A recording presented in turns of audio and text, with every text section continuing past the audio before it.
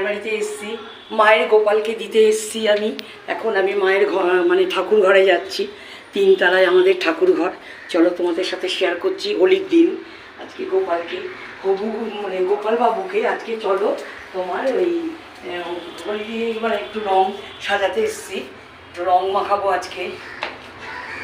দেখো আমার মা নেই, বাবা নেই, এই আমার এসেই দিতে হয় আর কি, দিদিরাও এসে দিয়ে যায়।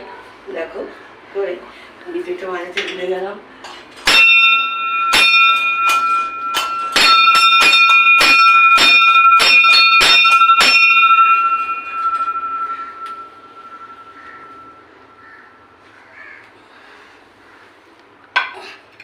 দেখো আমার মা রেখে গেছে আমার গোপালগুলোকে।